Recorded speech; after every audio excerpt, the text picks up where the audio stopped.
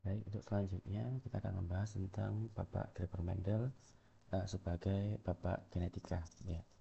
Karena seperti yang tadi sudah disinggung, bahwasanya beliau sudah merumuskan temuan-temuan yang sangat fenomenal sehingga membuat temuan itu sebagai dasar atau fondasi untuk berkembangnya ilmu genetika, sehingga beliau menjadi layak untuk dianggap sebagai Bapak Genetika dunia. Siapa itu Bapak Mendel? Jadi Bapak Mendel itu seorang biarawan, ya, seorang biarawan yang mana beliau ini juga selama beliau bekerja sebagai biarawan, beliau bereksperimen, ya. Beliau juga sebagai seorang ilmuwan, yang mana beliau itu hidup di abad ke-19. Kemudian beliau dikenal sebagai orang yang sebagai seorang pionir, yang mana beliau menemukan temuan-temuan kayak tadi ada dua hukum yang beliau rumuskan pada akhirnya, yaitu hukum segregasi dan juga hukum independent assortment, law of independent assortment, melalui kerja beliau ketika selama berada di biara ini, ya. Jadi selama beliau bekerja di biara ini, beliau melakukan eksperimen dengan pohon ercis, yang mana alasan beliau menggunakan pohon ini adalah satu, karena tumbuhan ini memiliki sifat-sifat yang sangat berbeda, ya. Contohnya dari warna bunganya, ada bunga yang dominan yaitu warnanya yang biru, kemudian ada bunga yang warnanya resesif yaitu bunga warna putih. Jadi sifat-sifat yang semacam inilah yang membuat beliau akhirnya memilih tumbuhan uh, Ercis ini sebagai bahan eksperimennya. Kemudian juga beliau melihat, mempertimbangkan sifat-sifat tumbuhan ini yang relatif mudah untuk diamati sifat-sifatnya, kayak tadi warna bunganya, kemudian bentuk daripada bijinya. Ada yang bijinya melingkar dengan sempurna, round shape, ada yang bentuk bijinya adalah keriput. Jadi sifat-sifat semacam itu yang sangat berbeda satu sama lain membuat beliau memilih tumbuhan ini sebagai bahan eksperimennya.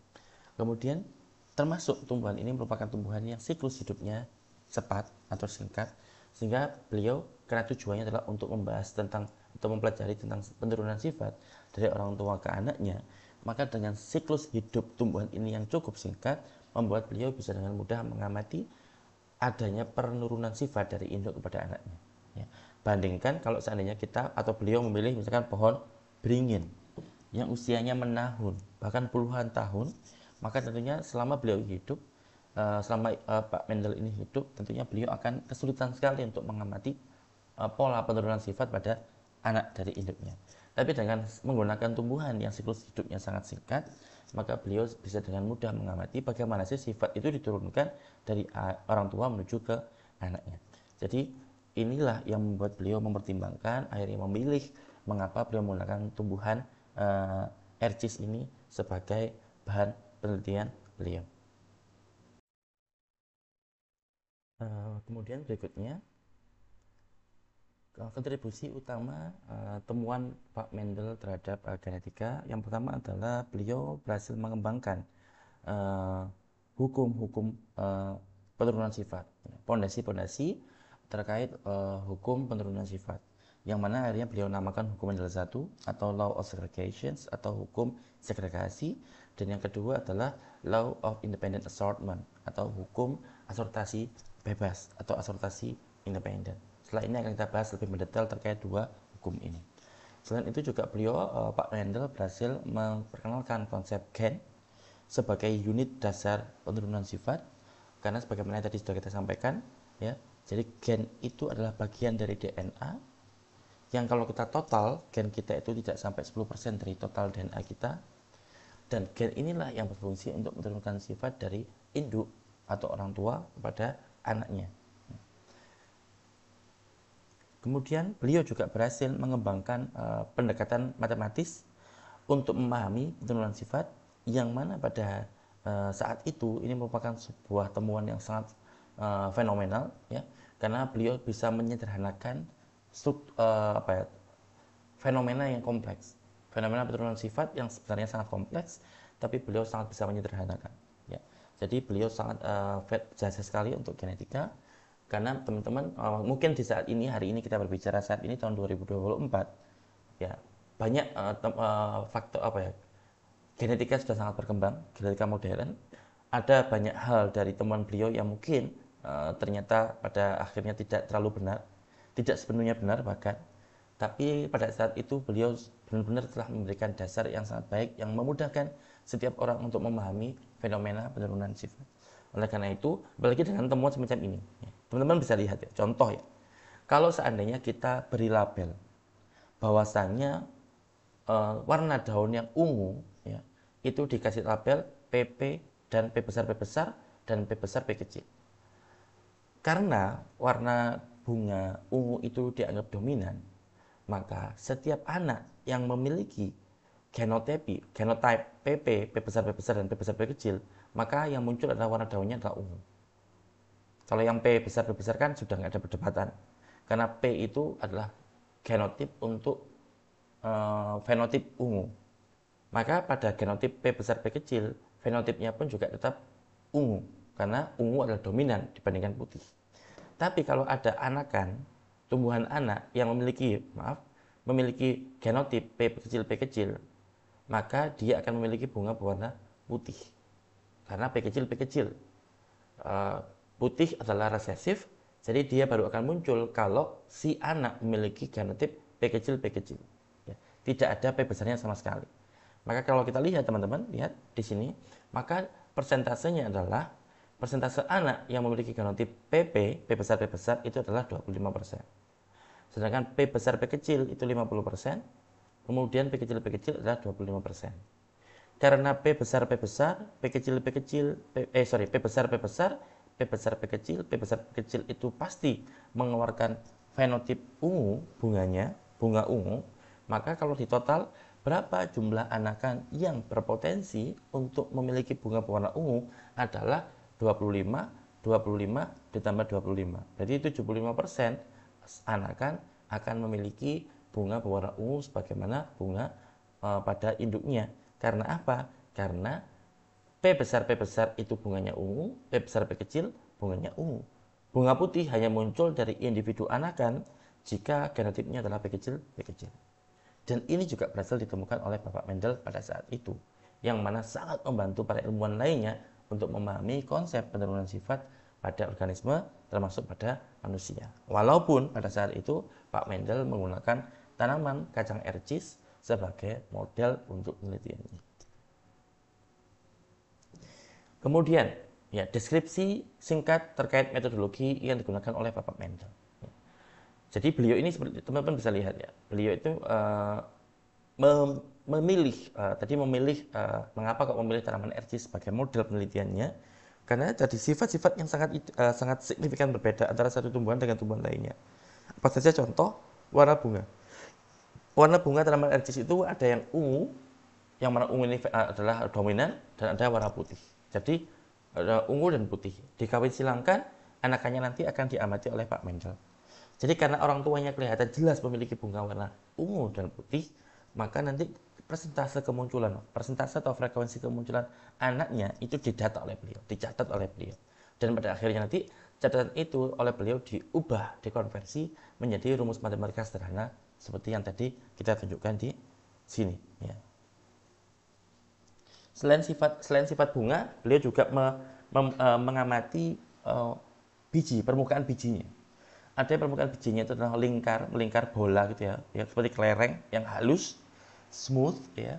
Ada juga yang biji-bijinya itu memiliki struktur keriput. Jadi ada yang memiliki biji yang bulat ya, bundar gitu ya, bola ya, dengan yang keriput. Sehingga kalau keduanya ini dikawin silangkan, nanti anaknya bagaimana? Beliau amati, beliau catat, dan kemudian beliau buktikan dengan rumus matematika yang tadi kita tunjukkan. Selain warna bunga, selain bentuk biji, beliau juga memperhatikan warna bijinya. Karena ternyata di tanaman ercis itu ada warna biji kuning, ada biji yang hijau. Tidak saja itu, beliau juga melihat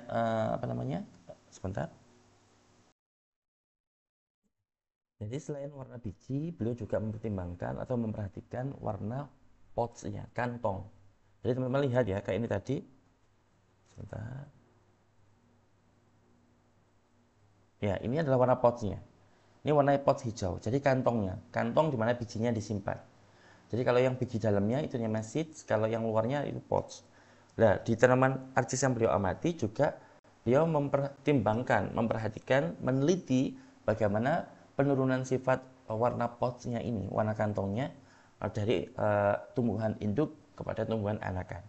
Karena pada tumbuhan arcis itu ada pods yang berwarna hijau, ada pods yang berwarna kuning. Ya. Jadi Pak Mendel, apa sih yang dilakukan oleh Pak Mendel? Jadi Pak Mendel itu melakukan eksperimen perkawinan silang ya, yang terkontrol. Ya, ya dengan tujuan untuk mengisolasi sifat-sifat khusus pada tumbuhan arcis seperti warna bunga, kemudian bentuk biji dan juga warna warna pods dan tentunya juga warna biji. Ya. Jadi beliau melakukan kawin silang. Jadi contoh tumbuhan arcis dengan bunga warna biru ungu dengan tumbuhan arcis dengan bunga warna putih dikawin silangkan. Ini namanya eksperimen kawin silang secara terkontrol. Karena beliau mengontrol induknya. Induknya punya sifat apa? Beliau kawin silangkan sehingga nanti hasil anaknya itu beliau catat dan beliau simpan, analisis ya. Jadi itu eksperimen yang beliau lakukan.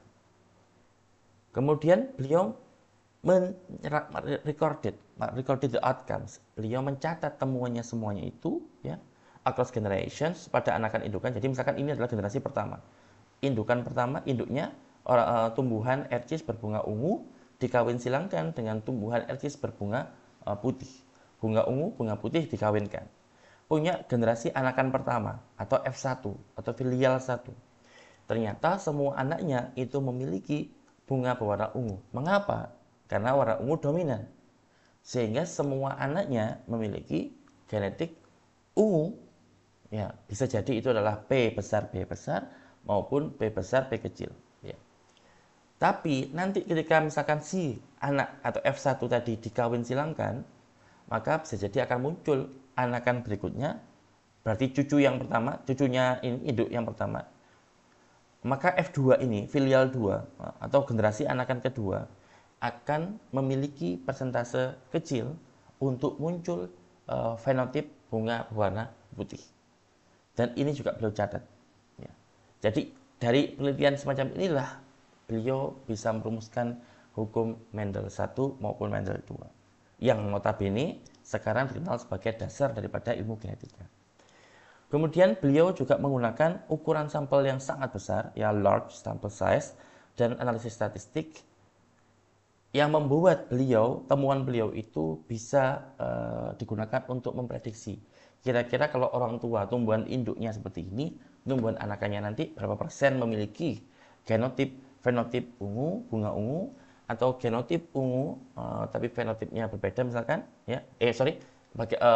P besar P kecil memiliki ungu, atau pula berapa besar pada anakan nanti, berapa jumlah tumbuhan anakan yang memiliki genotip P kecil, fenotip bunga putih. Ya, jadi dengan pendekatan atau temuan beliau itu, beliau bisa merumuskan analisis statistik sederhana dan juga rumus matematika sederhana yang bisa digunakan untuk membuat prediksi bagaimana sih penurunan sifat itu terjadi dari orang tua, dari tumbuhan induk menuju tumbuhan anakan.